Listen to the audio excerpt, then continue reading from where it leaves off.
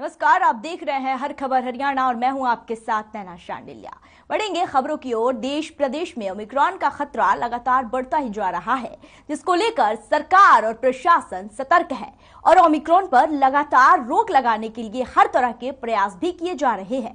सरकार हर तरह से कोशिश कर रही है कि इस संभावित तीसरी लहर को किसी भी तरह से काबू किया जा सके।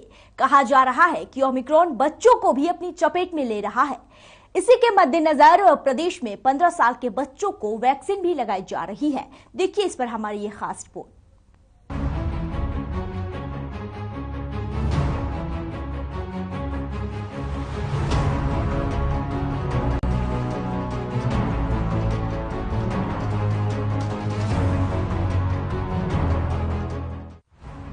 देश भर में 15 से 18 साल के आयु वर्ग के किशोरों के वैक्सीनेशन का काम शुरू कर दिया गया है।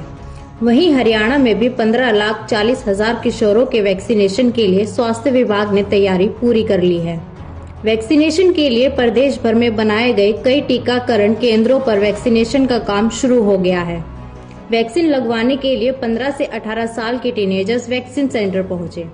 वहीं बच्चों को वैक्सीन लगवाने के आधे घंटे बाद तक डॉक्टर्स की निगरानी में रखा गया। मुख्यमंत्री मनोहर लाल ने भी ट्वीट कर बच्चों के अभिभावकों से बच्चों को वैक्सीन लगवाने की अपील की। मुख्यमंत्री ने बच्चों से वैक्सीन लगवाते समय कोरोना के नियमों का पालन करने की भी अपील की।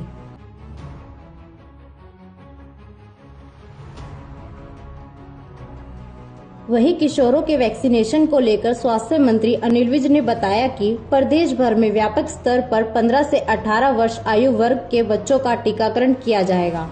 प्रधानमंत्री नरेंद्र मोदी जी के कुशल मार्गदर्शन में हिंदुस्तान में विश्व का सबसे बड़ा वैक्सीनेशन अभियान चलाया जा रहा है। अभी तक लगभग 85 करोड़ लोगों को प्रथम डोज और 61 करोड़ लोगों को देश में दूसरी डोज दी जा चुकी है। आज से देश में 15 से 18 साल तक की आयु के बच्चों के लिए वैक्सीनेशन अभियान का शुभारंभ किया गया है। प्रदेश में 15,40,000 बच्चों को वैक्सीन का टीका लगवाया जाएगा। प्रदेश भर में 15 से 18 साल के बच्चों को वैक्सीन की पहली डोज लगाई जा रही है। बल्लभगढ़ में भी वैक्सीनेशन अभियान की शुरुआत परिवहन मंत्री मूलचंद शर्मा ने राजकीय अस्पताल से की। अस्पताल में 15 से 18 साल के बच्चों को वैक्सीन लगवाई गई। देश के प्रधानमंत्री जी ने आज नौजवान साथी जो 15 से 18 हैं उनकी वैक्सीन की आज शुरुआत हुई है और जो भी जिनको सेकेंड डोज मिला उनकी भी जारी है। और नई पहल है कि जो नौजवान साथी हैं और बार बार इस पर कि नौजवान साथियों का वैक्सीन उसकी आज शुरुआत हमने करी है और ज़्यादा से ज़्यादा लोगों से अपील है कि ज़्यादा वैक्सीन लगवाएं और कोरोना जैसी जो बीमारी है, जो हालात देश और प्रदेश का है, इससे अपनी दूरी रखें, अपने फेस मास्क लगा के रखें। जो केंद्र और प्रदेश की तरफ से गाइडलाइन उस पर सब काम करें। वहीं करनाल में भी कोरोना रोकने के लिए जिला प्रशासन और स्वास्थ्य विभाग सतर्क है। जिले में 15 से 18 साल के बच्चों को वैक्सीन लगाने के लिए 74 जगह तय की गई हैं, जिसको लेकर बच्चों में काफी उत्साह देखा गया है। आज से जो है कोविड वैक्सीनेशन के जो है हमारे 15 से 18 साल के बच्चों का वैक्सीनेशन स्टार्ट करने जा रहे हैं। हमने जो है 74 जगह पे अपना वैक्सीनेशन केंद्र बनाए हैं, जहाँ पे कि बच्चों का टीकाकरण किया जाएगा। और ये हमारी गवर्नमेंट ऑफ इंडिया की बहुत अच्छी पहल है, क्योंकि अब जैसे देख रहे हैं कि कोविड की जो तीसरी लहर है वो स्टार्ट हो चुकी है और बहुत ज़्यादा केसेस आ रहे हैं। तो ऐसे में हमारे बच्चे कहीं छूटे हुए थे, अब उनका भी जो हमारे गवर्नमेंट ऑफ इंडिया है उन्होंने ये स्टार्ट करवाया है कि जो है 15 से 18 साल के बच्चों का भी टीकाकरण आज से शुरू किया जाए, ताकि उनको भी वैक्सीनेशन का लाभ मिल सके। इसी कड़ी में पलवल के गर्ल्स सीनियर सेकेंडरी स्कूल में आज से 15 से 18 वर्ष के बच्चों को वैक्सीन की पहली डोज लगवानी शुरू हो गई है। जिला उपायुक्त कृष्ण कुमार ने वैक्सीनेशन कार्यक्रम का उद्घाटन किया। आज से 15 से 18 साल के जो आयु वर्ग के लड़के लड़कियां हैं, जो हमारे स्कूली बच्चे हैं, चाहे वो सरकारी स्कूल में पढ़ते हैं, चाहे वो प्राइवेट स्कूल में पढ़ते हैं, उनका वैक्सीनेशन का प्रोग्राम आज से विधिवत शुरू कर दिया गया, जिसका उद्घाटन हमारे जिले के माननीय उपायुक्त महोदय श्री कृष्ण कुमार IAS द्वारा किया गया है। और आज इस राजकीय कन्या गर्ल्स जो सीनियर सेकेंडरी स्कूल है पलवल कैंप, इससे उद्घाटन किया गया है। और आज हमें बहुत अच्छा लगा कि लड़कियों में टीकाकरण के लिए जोश देखते ही बनता था लगवाने के लिए। और हम जो हमारे 70,000 के करीब जिले में 15 से 18 वर्ग के बच्चे हैं, वो सभी हम चाहते हैं कि ये फुल्ली वैक्सीनेट हो जाएं। आज 3 जनवरी को 15 से 18 वर्ष के बच्चों के लिए वैक्सीनेशन का प्रोग्राम शुरू हुआ है, जिसके लिए मेडिकल डिपार्टमेंट का टीम और स्कूल शिक्षा विभाग दोनों ने ज्वाइंट एफर्ट से स्कूलों में कैंप लगाए हैं। बच्चों को बुला के 15 से 18 वर्ष की आयु वर्ग में जो बच्चे एलिजिबल हैं उन सबको आज डोज दी जाएगी। और 28 दिन के बाद फिर रिपीट कैंप लगेंगे, उसमें फिर उनको दूसरी डोज दी जाएगी। ये प्रोग्राम हमारा पलवल, होडल, तीनों सब डिवीजन में साइमल्टेनियसली चलेगा और हम सब स्कूलों को एक शेड्यूल बना के उसको कवर करेंगे। वहीं रोहतक में भी वैक्सीनेशन के लिए टीमों के साथ विभाग ने टीकाकरण क्षेत्र में आवंटित कर दिए हैं। इसमें 18 वर्ष से कम और इससे अधिक उम्र के लोगों को अलग अलग जगह टीका लगाने की जिम्मेदारी सौंपी गई है। बता दें कि रोहतक जिले में लगभग 58,000 बच्चों को टीकाकरण किया जाएगा। अपने रोहतक जिले के अंदर आप लोगों ने अभी बताया कि हमारे पास लगभग आज 24 के आसपास जो केंद्रों पे जो है किशोरों को जो है 15 से जो हमारे 18 वर्ष के किशोर हैं उनके लिए जो है वैक्सीनेशन लगाने के इंतजाम किए गए हैं। और एक ये सेंटर है जहां आप खड़े हैं सिविल अस्पताल रोहतक, इसके अंदर जो आपने देखा कि हर व्यवस्था के साथ हर प्रोटोकॉल को फॉलो करते हुए किशोरों के लिए जो है कोविड वैक्सीनेशन का कार्य शुरू किया गया है। वहीं रादौर के स्कूलों में भी वैक्सीनेशन के लिए स्वास्थ्य विभाग ने टीकाकरण लगाने का कार्य शुरू कर दिया है। पहले दिन बच्चों में वैक्सीन लगवाने के प्रति उत्साह दिखा। इस दौरान बच्चों ने सबको टीका लगवाना है, कोरोना को दूर भगाना है के नारे लगाए।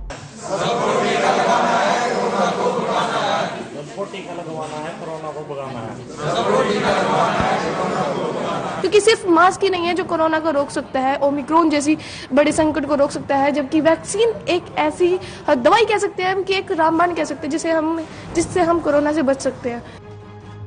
15 से 18 साल के बच्चों का ये टीकाकरण ऐसे समय में शुरू किया गया है जब ओमिक्रॉन बड़ी तेजी के साथ बच्चों को भी अपनी चपेट में ले रहा है। ऐसे में बच्चों के लिए ये टीका सुरक्षा कवच का काम करेगा। यही वजह है कि बच्चे भी बढ़ चढ़कर सेंटर्स पर पहुंचकर अपना टीका लगवा रहे हैं। ब्यूरो रिपोर्ट, हर खबर हरियाणा।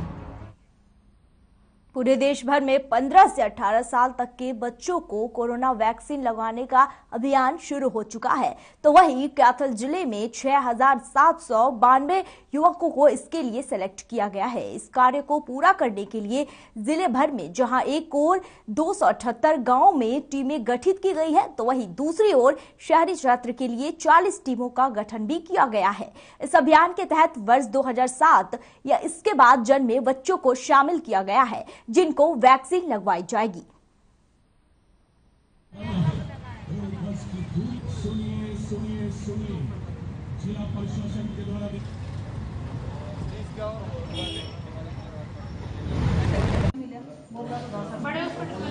कैथल में हमने बहुत व्यापक स्तर पर इसकी तैयारियां की हैं। डीसी साहब के आदेशानुसार और सीएमओ साहब के आदेशानुसार हमने यहाँ पे कई से कैंप लगाए हैं, जिसमें सिर्फ 15 साल से जो 18 साल के बच्चे हैं उनकी वैक्सीनेशन की जा रही है।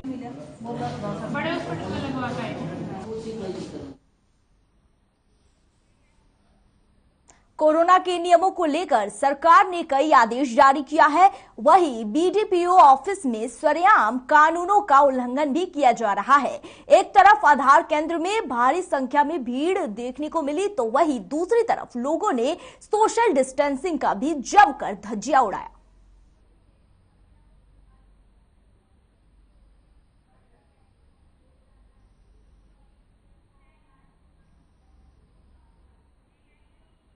सिरसा की सांसद सुनीता दुग्गल एलानाबाद के हनुमानगढ़ रोड स्थित कबीर वृद्धाश्रम में पहुंची और उन्होंने कबीर वृद्ध आश्रम के संचालक स्वामी जुतानंद जी महाराज का आशीर्वाद लिया। इस मौके पर सांसद सुनीता दुग्गल ने कहा कि वो एलानाबाद में स्वामी जुतानंद जी महाराज के आशीर्वाद के लिए आई थी और चुनाव से पहले भी वो यहां आ चुकी है। वहीं उन्होंने एलानाबाद सिरसा नई रेलवे स्टेशन बनाकर एलानाबाद को सिरसा से रेल मार्ग की ओर जोड़ने को कहा, तो वो कोशिश करती है कि सिरसा को रेलवे का अत्यधिक लाभ मिले। इसके लिए वो देश की सबसे सबसे बड़ी पंचायत में आ गई है, तो वहीं ऐलानाबाद में केंद्रीय विद्यालय खोलने को लेकर उन्होंने कहा कि उनकी कोशिश रहेगी कि यहां पर केंद्रीय विद्यालय खोले जाए।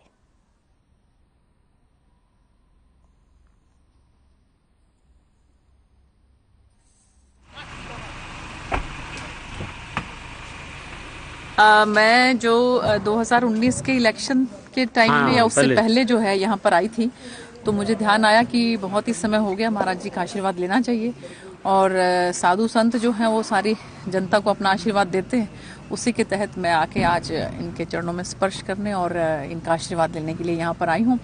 और जो 2-3 समस्याएं जो हैं मुझे यहाँ के बारे में अवगत कराई गई हैं, और मेरी पूरी कोशिश होगी प्रशासन को कह के कि पीने के पानी की जो समस्या है और एक जो सड़क की समस्या है उसका मैं समाधान कर सकता हूँ।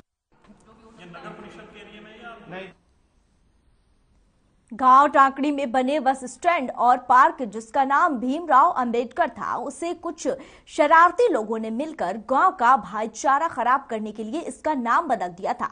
साथ ही नाम बदलकर हिंदू सम्राट पृथ्वीराज चौहान कर दिया था, जिसके बाद से ही गांव में तनाव का माहौल बना हुआ है।